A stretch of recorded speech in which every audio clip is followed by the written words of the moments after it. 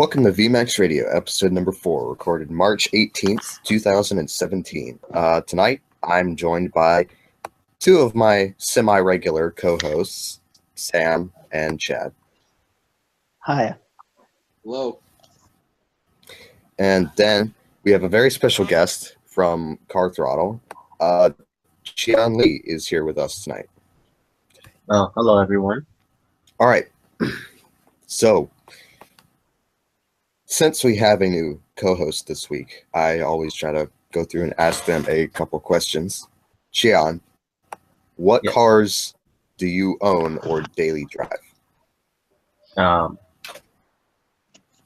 Like I said before, a rear engine, rear wheel drive bus. Right? a long blue one too.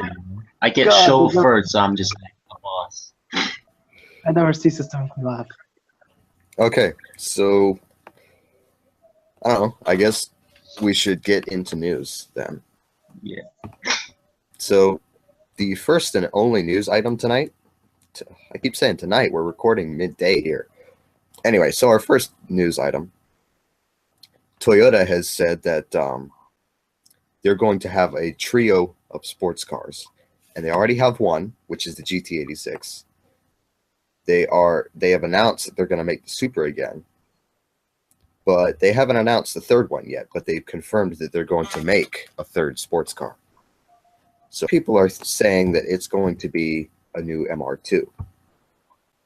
And that's really the only other option other than bring back the Celica or a completely new type of sports car. I wish that happens, because, as a big fanboy, and having one myself, basically, I want a new one. It's because I can't resist lightweight, cheap sports cars. And then Toyota did a good job before, so I don't know why they discontinued it besides low sales. And then so if they're gonna bring it back now, then I would be happy, really happy. Yeah, I think I don't think they're going to bring back the Celica because the Celica would be like a GT86 in that class. And they're going to have the GT86 and the Supra, and there's going to be a huge gap in the lineup between those two. And so I think the new sports car, whether it's an MR2 or something totally new, is going to slot right in between those two. Well, let's see. So the Celica used to be an FF or a front engine AWD, which for the GT4 that is. But it uses the same engine actually. It used to have the same engine as the MR2, the 3S GTE for the GT4 model. Yeah. So I think it might. I don't know, because Toyota sports cars used to share engines across its lineup, and it still does. So it's hard to say, really. But like I said, the 86 and the first MR2. I mean, the AE86 and the first MR2 shared the same engine. And so it's really hard to say. There's probably they're not gonna do too much split or differentiate between classes, but I think they might share the same engine, just a different layout, I'm guessing. So it might have the same engine as the MR2 might have the same engine as the 86, but it's hard to say really. But either way, I don't really care. As long as they make one, I don't care if it's a hybrid. Well, I mean, I hope it's not a hybrid personally, because that's just my thing. I don't think a lightweight pure sports car should be a hybrid. Oh yeah, well the batteries take up a lot of weight anyway, so not a lightweight sports car anymore. Yeah. Until the technology gets better, then I might start liking it. Yeah, you need the sound. That's why they made it mid-engine, because you need to hear the engine better. Yeah, right behind your head, just hear it. Yeah. Chad and Sam, you guys are unusually quiet about this. What are your thoughts? Oh, about like the new supposed MR2? Yeah. Sam, you go first. It would be great if they get it back. I hope just the lift-off oversteer is fixed. Well, the snap oversteer. Yes, snap oversteer. God damn it, I keep mixing between that and 911. There's so many different types of oversteer. But the 911's lift-off oversteer was actually due to its suspension setup, and then it was made worse by the rear engine setup. Yeah, because at high speed, the engine would just lift the car's face off the ground more and more and more. So I read an article about one of Porsche's race drivers who was given 930 Turbo by Porsche. He had developed his own way of cornering the thing. He said the steering rack was so slow, so he would come into the corner braking hard, and then he would keep on the gas because the gas kept the rear end in check a little bit. But if he knew that it was going to slide, he would start correcting before it actually slid because the steering rack was so slow on his car that he would actually start putting input into it before it needed it. I always thought like lift off oversteer and snap oversteer were the same thing for some reason. Well, snap oversteer is when it's just like it's gripping, and then it just goes away and you spin out. Yeah, Lift because off- snap oversteer is when you like lift off the throttle when you're turning or something. When you're turning really fast and then you lift off the throttle and then the traction, the weight transfer front or something, I don't know. And then the weight lift off oversteer is like I heard that people just lift off the throttle, like I said before, so I thought they were the same thing. So I'm not really sure. Yeah, lift off oversteer. It transfers all the weight to the front because you're decelerating. Right. And so that makes the rear light, and then you can slide. Yeah. So same thing as snap oversteer. For my writing course, actually, I did a paper on all the different types of oversteer and how to drift and whatever. I was going to post it on Car Throttle, but then I thought, no, I'm not gonna, because I've never drifted, and there's always going to be a ton of people who are saying, oh, well, you've never done it yourself, so how would you know all this? Because I read about it, idiots. Yeah, so I didn't. So, Chad, you still haven't said anything about this. Oh, the MR2? Well, if it has the same engine as the BRZ, I wouldn't really see the point in bringing back the MR2 again. And the MR2, I think, if it did have the same engine as the BRZ, it'd be less practical, and sure, a bunch of enthusiasts would like the idea of it being mid-engine. I guess you could talk about, or you could give the point of the MR2 having better traction in the snow because it's mid-engined, but then it would probably be less practical than the BRZ, which would have GT86, because the GT86 has 4 seats and a pretty usable trunk. So I'm thinking they might bring back the Celica instead. Well, maybe what that would be is you have the MR2, which is it's mid-engine, so it goes into the corner. It handles better than the GT86, but GT86 is the practical sports car that you can use every day, and the MR2 is the really fun one. Oh, I think the MR. Continue. Oh, I just forgot the 86 and the BRZ share the same engine. Oh my god, this so stupid.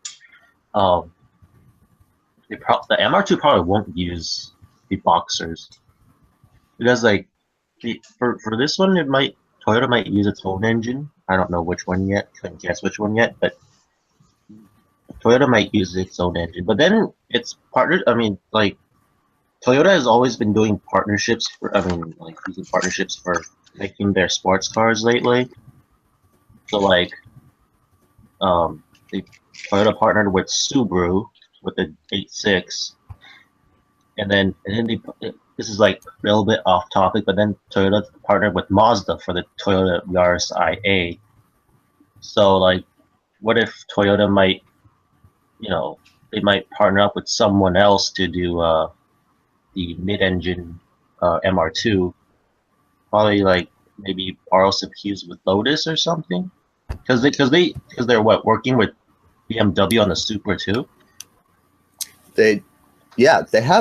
That's it's interesting you bring that up because they work with Subaru on the BRZ and they're working with BMW on the Supra.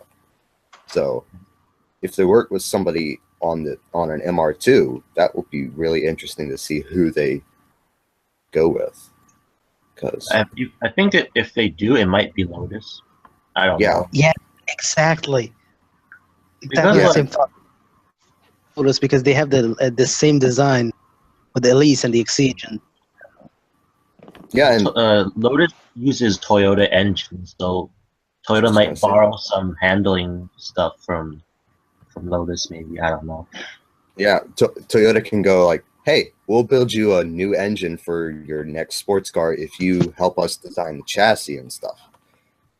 Probably. Maybe. And those cars are super lightweight. Like there's an 870 kg car and there's a 900 for the Europeans out there. 870 and 900, and then there's 700 kg. Holy crap, that's infinitely light. Was it like the Elite, like 22? I forgot what the model name was. 220 Sport, 220 Sprint. Sorry. Yeah, that one. Yeah, 780 kg. You don't even need to like steal the car by like starting it up and driving away. Even just like carry it in their hands and just like leave. Yeah, carry it in your luggage. Yeah, I'm gonna go to the track day. I'm gonna take that car in my arms when I'm going to the track. Just to save fuel. So, F5 for who don't use kilograms, 900 kilograms is 984 pounds. 984 pounds? Holy crap. 1,984. 1,984. Well, including a driver, let's say 1,000 pounds. No, it's 1,984 pounds. Oh, 1,900. So, okay. Yeah. Let's say 2010, maybe. Yeah. Oh, wow. Assuming the driver does weigh 30 pounds, which is not really possible. Well, it is if it's a baby, but the baby can't drive. I mean, I alone weigh like 130 or something. Oh. I weigh 120. I weigh a lot. Last time we talked about height, and now we're going to be talking about weight. I was just thinking. That turned south. So I just looked up the Toyota Celica GT4, and this thing looks awesome. I mean, it's the wheel drive one. If it wasn't so rare, my brother would get it. It's one of his dream cars. It does look. It looks like a mini Supra. It is actually meant to be one, but a WRC version Supra. Yeah. I want one with Castrol livery. Ooh. That would look awesome. Yeah. That does look awesome. Look it up. Like Castrol makes like the best livery. It fits any car almost. Yeah, like this. Yeah. Like you can put it on a Camry and still look good. Okay, I went too far with that one, but still. Castrol livery does look good. I actually prefer the Golf livery. Oh. I like this the best. Well, that's also cool. The Golf livery is good, but I mean it's good on some cars, not all of them. Like I mean it's good on the Ford GT, example, but not on the Ford GT. But not gonna be good on the, say for example, the Celica. Yeah, probably not. Have you ever seen the Supra, the Castrol livery? Oh, that one, yeah. It looks, I think, the same, but yeah, it's bigger. So. Oh, dude, look at this thing. Casual library. It looks awesome. Yep. Mark IV. Look at that. It's got like the air intake headlight. In that picture, it looks like an S2000 or something. It kind of does. I can't see anything. What the hell? All I see in front of me is blackness. Okay. Now I see Stuttgart. Huh. Maybe it's because you're on mobile. Yeah. You can't see the screen. Chad is abnormally silent. Because the MR2 isn't exactly his. Neither is it mine, so yeah. Yeah. I don't know. Is there any good American car news this week? I was looking through and I'm like, this week was... No, only the last trailer for the Challenger, which sounded good-ish. Yeah, it sounded good, but we talked about him so much. Yeah, we talked about it way too much. Yeah, and like the marketing campaign for the Demon, like you're suckering us into too much. Talking about it a lot because of all the teaser trailers. Yeah. The staff and Ian Wright talked about that sort of thing. Actually, I have a funny story about an MR2. There was like a blonde, tough Russian guy at my school that drove like a black 2002 MR2 Spider, even in the snow. I mean, seriously? Jeez, I would rather take a bus than drive my cabriolet / convertible in the snow. In the snow.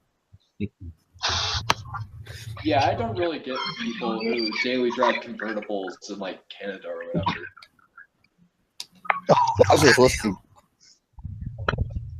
to another podcast, and this guy's go-to winter car is his Mini convertible, his Mini Cooper S convertible, and he said it's fine because it's got a heater.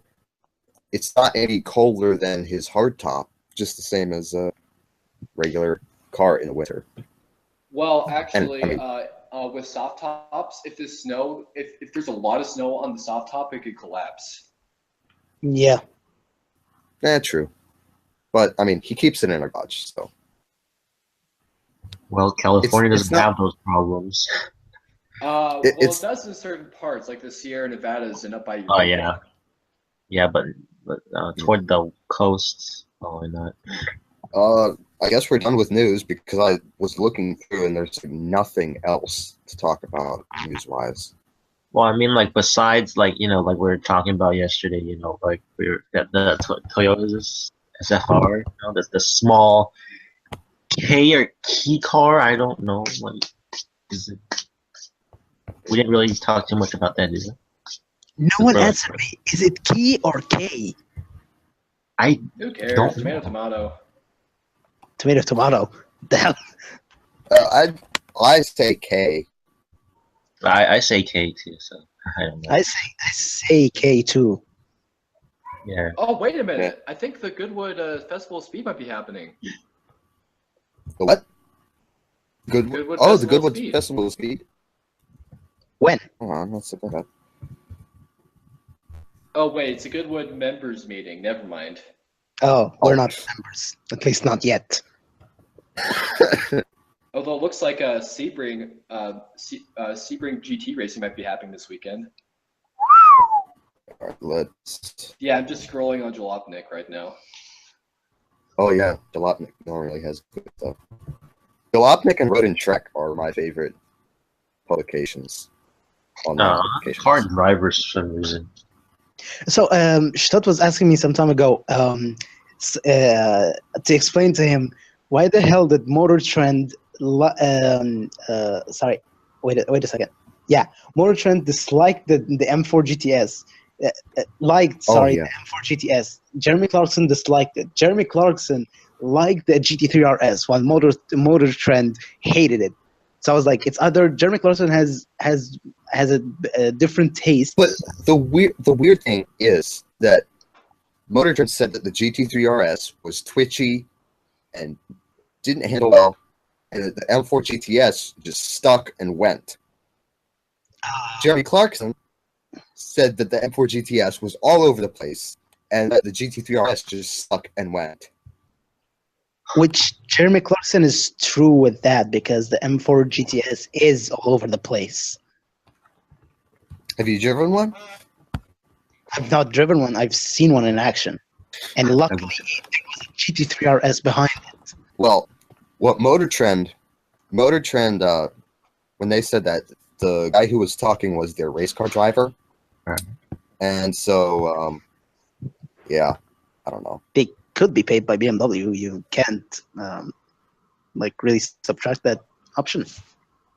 Ooh, here's something on Road and Track.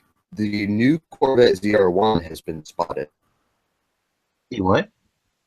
Oh, there are a lot of spots with the Corvette ZR1. People are getting lucky with that car. Is it mid-engine like they say it might be? No. No.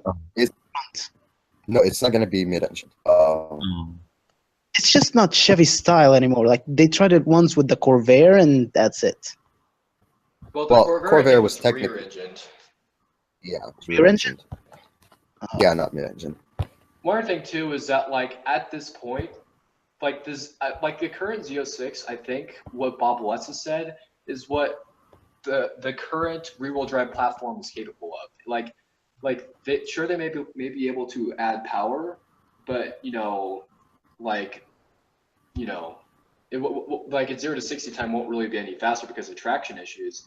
And by switching to a mid-engine platform, then they'll be able to get better traction from the rear wheels. I don't care if it launches better or it has better top speed. The most important thing about the ZR1 should be handling, because the Z06 didn't handle that well. Yeah. Are we talking about the C7 Z06? Yep. Yeah. It stuck to the ground like it had glue in the tires. Same was with the C6 ZR1. That's why I like the C6 more than the C7, but the C7 is still also beautiful. So yeah. Well, yeah, the C7. I think really the problem, well, quote unquote, with the new Z06 is that it has too much power for what it's really designed to do. Like, a lot of people really like the Grand Sport, and because the Goldilocks in between the three. Like the Z06, the new one, kind of acts like the old ZR1 in a way. But the old ZR1 had better handling than the new Z06 actually, and was lighter. Well, why do you say that? Because the C6 ZR1 didn't slide all over the place when a Viper was in front of it. Well, is this you talking about what you've seen at like Laguna Seca or something like that? Yeah, actually, I don't talk about any assumptions. I talk about what I saw. Well, like, I mean, the Z06, the current Z06 is a great car, and like, I mean, it won't really slide all over the place if you have the traction control on. No, but sometimes it just that last turn at Laguna Seca. Yeah. Oh yeah, turn 11. Whenever it tried to follow up to another car, it would just slide and just waste some precious seconds doing that. Milliseconds, sorry, doing that. Well, that could be driver-related error as well. Yeah, but I don't know. In the Z06, there's a lot more opportunity for the driver to do something wrong because of its handling characteristics, which the C7 has always had a problem with oversteer. People say anyway. Well, I think the new C7 is the first Corvette to actually have a rear weight bias, although barely. It still doesn't retain its 50-50 weight distribution, which is sad, kind of. I mean, one of the main reasons I love the C6 is because of its 50-50 weight distribution. I love the Z06 more than the ZR1 because of its 50-50 weight distribution. So it created this neutral feeling. Well, have you been in a C6? Z06, yes. ZR1, no. That's the thing, because the C7, if you look at it subjectively, is a better car than the C6. because the interior is a lot better. It's supposed to be. Not supposed to mention, yes. You know, with all the improvements with the powertrain and the handling characteristics. Yep. Yeah. And the tires are according to Chevy, the tires are better quality too. Yeah, like they're running a smaller tire profile because you know the tires are better. Yeah. Well, and you know like you know less rolling resistance, I think, so better fuel economy. Plus, I think it might be more comfortable when you're cruising. Well, actually, the regular the C7. I've been told the C7 is more comfortable than the C6. The C6 Z06, the regular one, had Michelin Pilot Super Sports. Not exactly regular. And okay. But the Z07 package had the Pilot Sport Cup 2s, like the ZR1 had. So they had the same tires in some trims. Oh yeah, the C6 C07 did have those. I have, which, by the way, zero knowledge, so it's like I'm just gonna remain silent and not say anything. Holy crap! Sorry. No, it's okay because like I have like I'm not really familiar with like American cars or European cars, so it's like I'm not gonna say anything before I get like killed by the audience. Well, you live in San Jose. You should know a lot about European cars. Well, there are plenty, and I probably can name a few, but probably that's about it. But yeah, the tables have completely turned. We were talking about Japanese cars, and Chian was talking a bunch, and then Chad was remaining silent. Now we're talking about American cars. Chian's silent. Yeah, we're both blabbering, and both of you are silent. That's okay. So should we get into the questions? Yeah, I was just gonna say that. I didn't have the post open, so it's loading. I have it open right now. Oh, okay. Mine or yours? You're asking me anything. So Illuminati Anti-Car Master Race asks, do you think the 20-year-old rule for America should exist? 25, right? It's the 25-year-old. Yeah. Hell no, please. So, but like Chad said yesterday, it will not be canceled because only nearly 1% of the population actually cares about the damn thing. Yeah, that's true. Yeah. It's there. It's not going to be canceled, but it's completely stupid, in my opinion.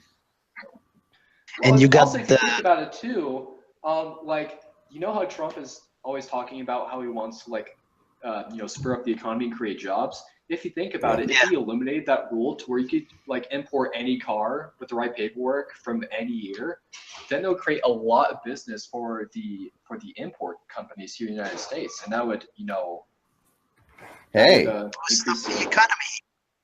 Who's gonna write? Which one of us is gonna write to Trump and tell him, "Hey, if you lift this, then Oh. Yeah, and I'm pretty sure he would listen to that. Well, okay, so I think the only way he can do that is he can either suggest Congress do it, and Congress is probably not gonna listen to him, and he could do an executive order, which is unconstitutional in that sense, and it could be overturned by the next president if he so desired. Why would you think it would be overturned by the next president? I don't think he'd care, but he could. It can be undone really easily. Yeah. I don't know, because like the 25-year import rule, I think if you think, because I always like to think things on the flip side, so it's like if you were to think of it this way, it's like, so if you allow people to get like cars outside, like import cars into the US, then that means domestic market cars the sales will drop generally. Like I don't have specific numbers or anything to back it up, but it's just, so then Trump won't like that, and then probably won't even happen. Well, it won't happen, but like it's a double-edged sword, really. Yeah, there's always two sides to a problem, so it's like. Well, here's another thing. like, what if he allowed importations from Australia?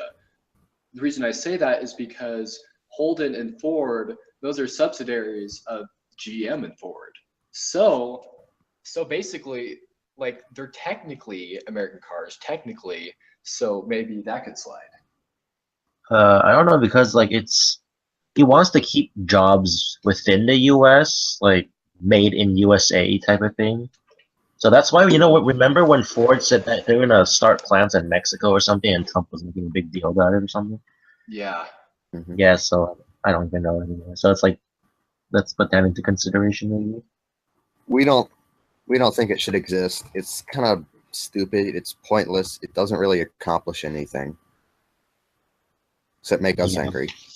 Well, it technically kind of does, but then the portion of us is so small. Like, you know, the car guys account for like what, like 1 or 2% of like the population. So it won't really matter that people much. In general are just maybe 1.5–2% of the whole U.S. population, which is sad. Means that we are a rare species. So yeah, that's a thing. Yeah, unfortunately. It's probably higher, but we just like to think it's like only 1% of the population, because there's like we know like 0 people in real life that have like you know, car guy friends or something. You never get a car guy congressman, a car guy president, a car guy politician. Never, ever. Well, just vote for me for president. That's because, you know, like, if you get a politician, presidential candidate talking about how he's going to lift the 25-year import ban. Like even half of car guys don't care about the 25-year rule. Yeah, we have a good amount of decent cars here to buy anyway. So you know, I think only the mid-class car guys. I mean the societal class. Only the mid-class car guys care about it because it'll make the things like R34 GTR easier to reach. Sure. Because as I told you before, like a friend of my dad's got an R34 GTR, but for like what, 80,000–90,000 bucks. Yeah.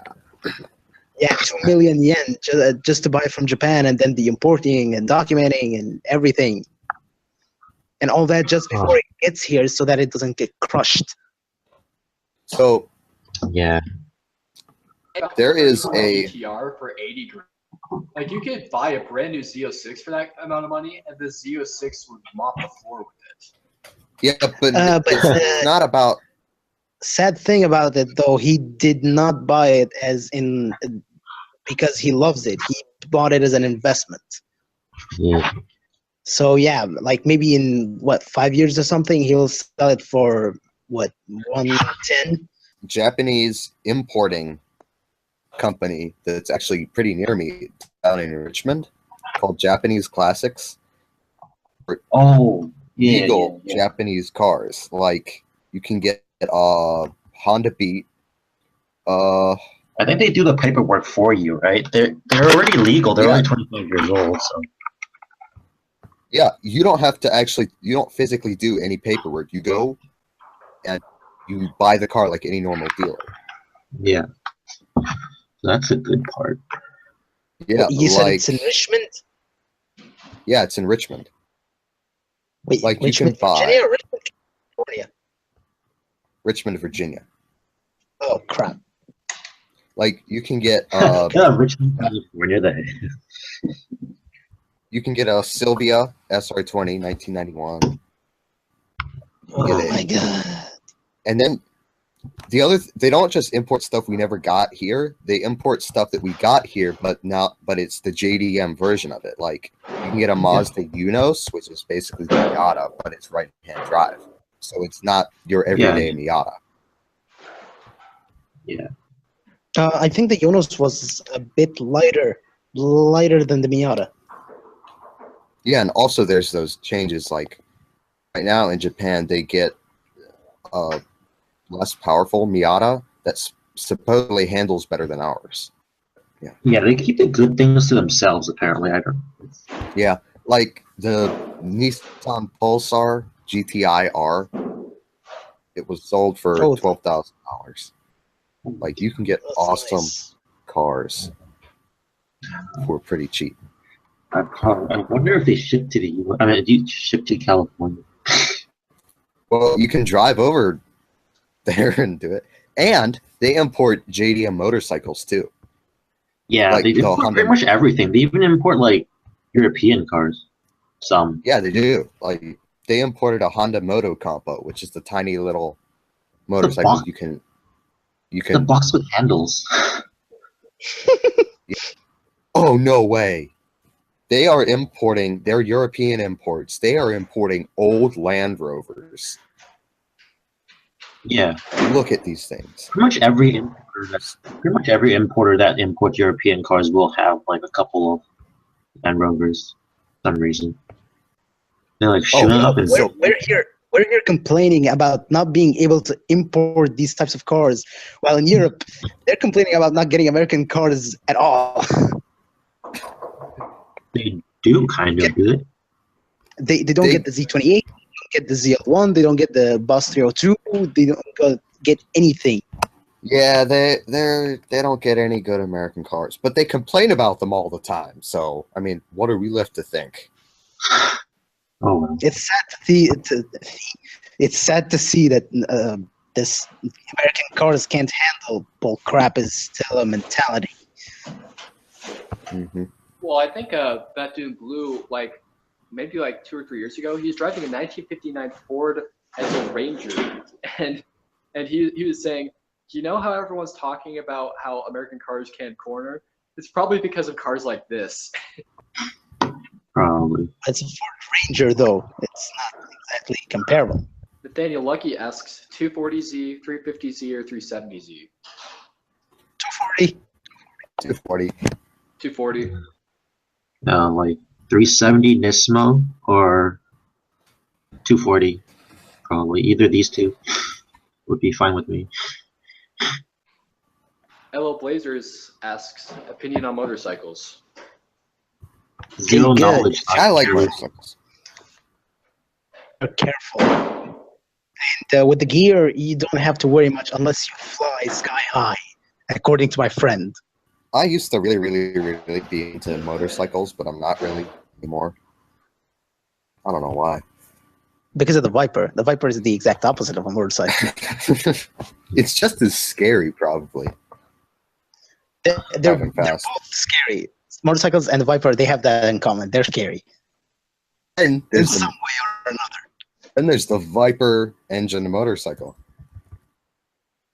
Oh, yeah, that's going to be a hybrid between the two. Damn. Going into to an accident. I've gone in an accident It's with the called Viper. It's Tomahawk. Oh, yeah, I forgot the name. Oh, look at this thing. It's ridiculously got- big. You can't even call it a motorcycle. Yeah, it's huge. I bet yeah, you, Chad and I doubt you can really turn in that. Turn Yeah, it like probably tilt not. your body and turn. Wait, what So- the? Chad. Michaels. I kind of love them on and off. Like sometimes I like them, sometimes I don't. You know, because they're too dangerous. Yeah. You know, stuff like that. If I'm gonna Yeah, ever ride a motorcycle, like I once rode the S1000RR, and Mhm. I had the S1000RR behind my friend, and I rode alone the Honda CBR. But if I'm ever gonna ride a motorcycle as a daily, it'll be a Harley Davidson. Yeah. They're supposed to be really rough riding though, unless you get like the big Grand Touring ones. Well, it's a chopper, so it's supposed to be comfortable. I guess. So Sergi TR. Sergi TR asks Mercedes or BMW, favorite M car, favorite AMG car. Mercedes, BMW. but favorite M car though, E46 M3 GTR. Yeah. I'm thinking Mercedes. I don't know. I like the C63, so yeah. I like the S65. Yeah. My favorite M car, I think, would probably be I don't know, 28 M5 and the E34 M5 wagon. Ooh. Both good. Yeah. Both are 8-cylinder. And both are manuals. Damn. Well, no. Both of them are actually 6-cylinder. Wait, what? The M5. Yeah, M5 used to be 6-cylinder. Yeah, so the M5, E34 were 6 cylinders. Then the E39 was the first 8-cylinder. Then the E60 Was 10. V10, and then the F10 is the V8 one that we have. And then the new one, I don't know the chassis code for the new one though. For me, But yeah. I would pick BMW because a lot more of their products are more sporty, although I do respect Mercedes for their AMG stuff. My favorite M cars are the E39 M5 and the E92 M3. A problem with AMG is they don't depreciate as much as M cars, so they're not as easy to get after a couple of years or so. Except if it's an S-Class. An S-Class, anything depreciates like mad. Really? So there's W221. He got it for like 100 grand. Yeah, he got it for 100 grand. He sold it for 80. In how many years? I think 6. In 6 Wait, what? years? Oh, 6 or 5. 6 or 4. Sorry, that's really good. can't remember. Yeah, it was pretty well maintained too. Oh. I'm looking for prices right now of current S65 AMGs for sale. Red already sold his, so you won't find that. But yeah, okay.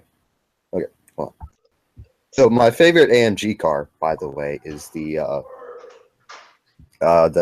last gen E63 AMG S wagon. I like the E and the C63 when they had 6.2 liter engines. Yeah. I like the C63 Coupe because it's one of the closest cars made by Europe that's a muscle car, or to being a muscle car. The Charger, sorry. Charger. A Challenger. Yeah. Yeah. So a 2009 Mercedes-Benz S65 AMG is $47,000. Wow. That's massive depreciation. Holy crap. I think it's actually okay. How the hell did my dad sell it for 80 grand then? Probably sold to someone who doesn't know it. Well, considering we're living in Beverly Hills, so no one knows anything about cars. Unless Yeah. well, a few people this know. car is expensive. Let me buy it. Oh, yeah. Anyway, so next. One of my neighbors has a P1, and What? Oh, hell. It's the P1 I almost slammed into. Oh, hell, dude. I almost slammed I've into never even seen a P1, and you. Oh. Me neither. He never drives the damn thing, though. He rarely ever drives it, like once every 2 months or something. It's Garage. prestige. Freaking garage It's a queens. prestige. I hate garage queens. Oh, that hatred. Well, some cars they have to be garage queens because I think with like some cars like the Jaguar XJ220, like you wouldn't really be able to daily drive the thing because like the tires for it are really hard to find, and like I think like Michelin only makes like a certain amount of tires per year, so you're kind of forced in that respect to garage it. But I'm not What? talking about dailying it. Like I am not stupid enough to daily my Supra, but like driving it every maybe 2 weeks or something, not every 2 damn months. Yeah, one other thing too, like I think that driving your car on occasion to where like you don't just let it sit forever, I think that might actually be pretty good for the car because it will charge up the battery, get all the fluids flowing, all that good stuff. Yeah, especially that the P1's a hybrid, so it needs a lot of charging for the battery.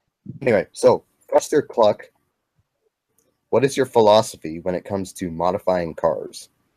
Like, he says, for example, Lotus's philosophy is simplify, then add less. I guess. What central rule do you go by when you modify your cars? So, continue. Sorry. I was going to say, Sam is the only one ever modified a car among all of us, I think. So. Well, I mean, I've modified a car, but I haven't modified the car. Like, I haven't like installed an LSD or anything like that. But I technically modified a car. Yeah, you visually modified it, so yeah, technically he did modify it. Oh yeah. So yeah, I'm not the only one. I'd like to leave my car stock. Just saying.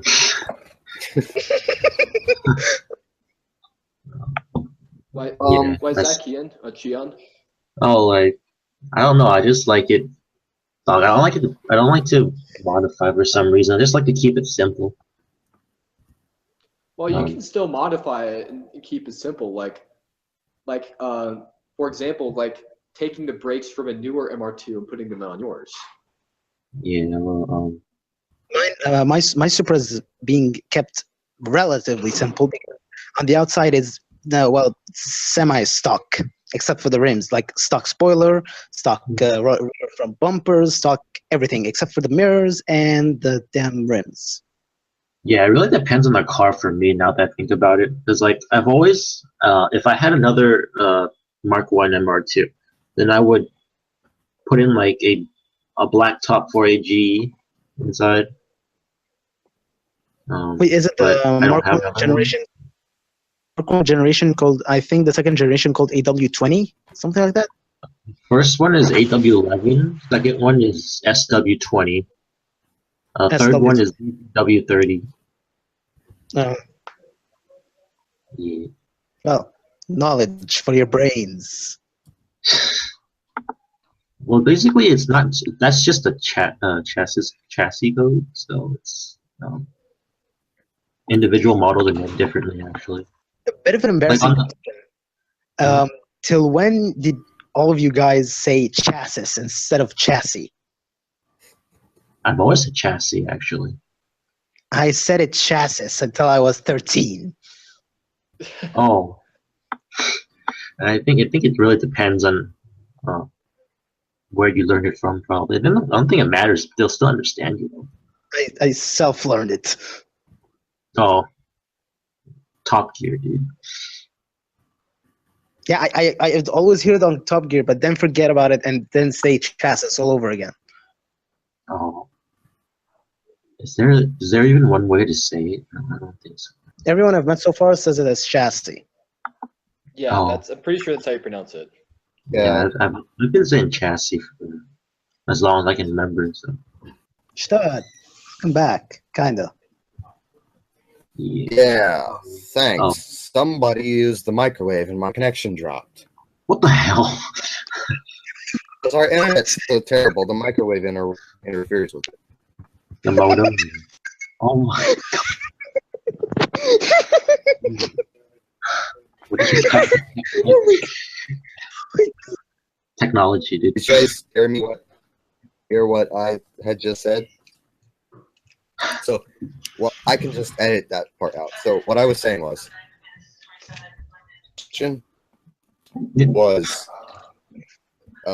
I hope to get a Saab 92X in the Aero in the future. And pretty much the only things I would do to that would be lower it and tires, and maybe an engine tune. Well, you live in the boonies, so you think it would be a bad idea to lower it. Well, yeah. Okay. So probably by the time I'm able to afford something like that, I would be in college, and I'm probably going to go to college in South Carolina. So, yeah, it's not going to snow or anything like that down there. I'm going home this summer, so. Are you going to college again? Where are you going to college again? I missed that. Well, it's not a done deal, but probably some university in South Carolina. Oh, South Carolina. Just come to California. I'll solve all my problems. Yeah, I'd rather not. They probably wouldn't take too kindly to my owning giant knives and guns. No. Yeah, one bad thing about the place where I live in, believe it or not, Beverly Hills. Random fact: the speed bumps are so short and so high. Whenever I go there, I go onto one. I have to go onto it sideways, like right tire first, then left tire, then right tire, then left tire, and if my back doesn't break. Oh wow. I didn't really talk about my thoughts about modifying cars, so. Oh, sorry. Give me a second. Sorry. Call coming in. Anyway, so like, if I had a daily driven truck, I would not lift it much if I did lift it, and then like with lowering, I wouldn't lower a daily driver really that much either. This is like a high up truck, you know, I could lower to about the same size as a car, so the right height. Then I wouldn't straight pipe a daily either, but you know, might pinstripe it or whatever. And then like I'm pretty sure with my race car I would modify it a lot. And also, you know, people complain about LS Swap RX-7s. The way I see it, if you don't own an RX-7, then you should be complaining. And also, I watched a video last night from Rotary Magazines where it's like we were talking about 5 types of car enthusiasts that are recently booming the car scene, and one of the points is number 2 was the people who say true car guys respect all builds. Oh God! Really? Look. Just because you own an RX-7 doesn't mean you can afford it. It's not a joke. Anyway, just because you own an RX-7 doesn't mean you can afford it. Affording it means that you have to maintain it more regularly than other cars, meaning apex seals and oil. So that's it. Like, it's reliable if you can afford to maintain it. Also, basically. Or else you're gonna be like me, letting my car sit for years. So are we ready to move on to the next question? Yeah. Yes, sir. What was the last question? I wasn't here. What are your thoughts of modified cars? Oh, hold on. You said you would like to keep yours basically stock. Yeah, I like mine stock, but then I don't care what others do to their car. I used to think that rice was like bad, but then I'm just like right now, like after like a lecture on CT, and I thought to myself, no, not really. It's not that bad. I don't give a crap whatever they do to their car now. It's not rice if it's not your car. I mean, it is rice, but you can't just scream and just have a temper tantrum just because it's not your car, just because you love it and someone rides it. Yeah, well, I won't go a tantrum though, but a lot of people have tantrums. I don't have too much more time, so we gotta like wrap up after 2 more questions, okay? All right. So we'll answer Adam Carriam's second question and then the one after that, okay? all right. So Adam Kareem asks, what are your prospects as to get, okay, what do you think you're going to get for your first car, basically? I don't know. It depends on my parents, actually. Because so they won't let me get Sam, a used car, so. Sam has already gotten his first car, obviously. Chad has already had a car. Yeah, so let's just ask Chad, what's your first project car? What are your prospects for that? Cars I've been looking at are 72 Vista Cruiser, a 68 Pontiac Le Mans, a 78 Ford F-250, 75 Dodge D200. Wait, of all cars, a Vista Cruiser. Hey, the Vista Cruiser is pretty awesome. Well, what do you have against Vista Cruiser? Well, for once, they look awful. No, they don't. My car, not yours. Beauty in the eyes of the beholder. And if plus, you put, plus it has history with the That 70s show. Like That 70s show as a Vista Cruiser. It looks just like a wagon would look like. Yeah, and I don't know. Maybe that's what I didn't like the most about it, because I've seen the 442 and I liked its design, but then I've seen the wagon version, which is the Vista Cruiser, and I was repulsed by it. Yeah, but one thing, I mean, you could probably get a 455 in there, and then it'd be an awesome drag wagon. Well, yeah, like I the love one I'm drag looking at is a 455. And if Oh, nice. And if you guys Here. The only concern with it is that the ad does not say whether it runs or not. Yeah, but no, if you get one with a 455, I know what you should name it. What?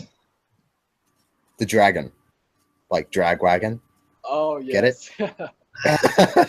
Yeah, kind of Nice. Jaguar with roadkill. Yeah.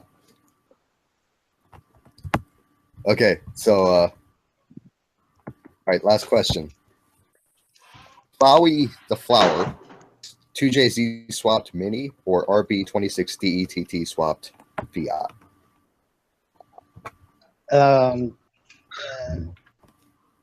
RB. Well, is he just saying Fiat? 2JZ swapped Mini, or RB26 swapped Fiat? That's it. Yeah, like Fiat's made a bunch of cars. So it could be like a Volt 124 Spider or an 500. Okay, let's assume he means the direct competitor to the Mini, which is the Fiat 500 Classic. I would go with the 2JZ Mini. I love Minis.